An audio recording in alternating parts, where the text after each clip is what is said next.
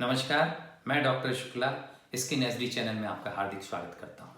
मैंने अपने पिछले वीडियो में आपको बताया था कि गर्मियों में त्वचा की देखभाल कैसे करें। आज गर्मियों से जुड़ी हुई एक और प्रॉब्लम मैं आपको बताता हूँ, वो है घुंघोरियाँ या अंधोरियाँ, जिसको इंग्लिश में कहते हैं प्रिकली हीट या हीट रैश। मेडिकल की भाषा में इसे कहते हैं मलेरिया। हाँ, यहाँ पे ये ध्यान रखें कि इस मलेरिया को मलेरिया से कंफ्यूज नहीं करें।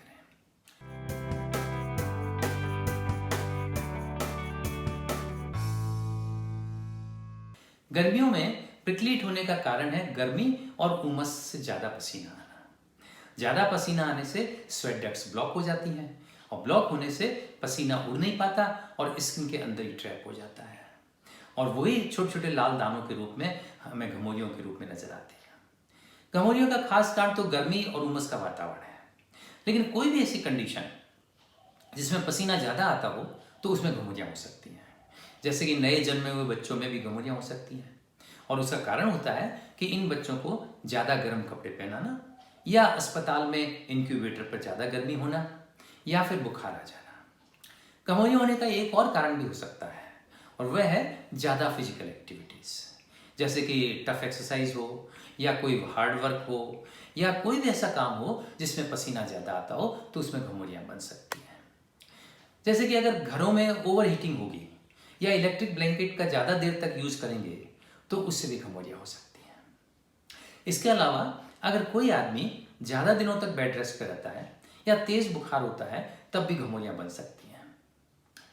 ज़्यादातर केसेस में घुंघोरियाँ में बहुत ही बारीक साइज के लाल रंग के दाने होते हैं। इनमें जलन होती है, खुजली होती है और चुभन होती है। इस प्रकार की घुंघोरियों को हम कहते हैं मलेरिया रूब्रा।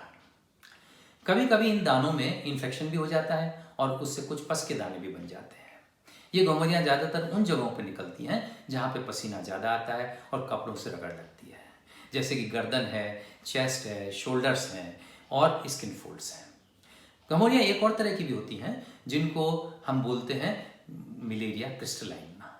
इनके अंदर बहुत छोटे छोटे सफ़ेद रंग के दाने होते हैं और ये छोटे बच्चों में, नए जन्मे हुए बच्चों में ज़्यादा होती है।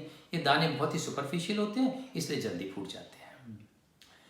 कभी कभी घुंघोरियों में कुछ बड़े लाल दाने भी हो जाते हैं और इस प्रकार की घुंघोरियों को हम कहते हैं मलेरिया प्रोफंडा। ये बड़े दाने वाली घुंघोरियाँ बहुत कम केसेस में होती हैं। तो इस तरह से ये 3 तरह की घुंघोरियाँ हो गई जो मैंने आपको भी बताया। अब जानते हैं कि घुंघोरियों का इलाज क्या है। घुंघोरियों का सबसे अच्छा इलाज तो है कि गर्मी और उमस से बचा जाए और ठंडक में रहा जाए। लेकिन परेशानी अगर ज़्यादा हो रही हो तो फिर हमें कैलामाइन का इस्तेमाल करना चाहिए, कैलामाइन लोशन।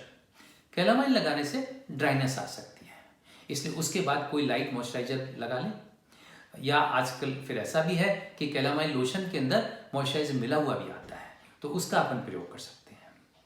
अगर घुंघोरियाँ काफ़ी मोटी वाली हो या फिर उसमें पस पड़ा हुआ हो तो जल्दी से जल्दी डर्मेटोलॉजिस्ट को दिखा दें और इसका इलाज करें। अगर बुखार के कारण से घुंघोरियाँ हो रही हों तो उसका इलाज कराएं। अब घुंघोरियों से बचने की बात करते हैं।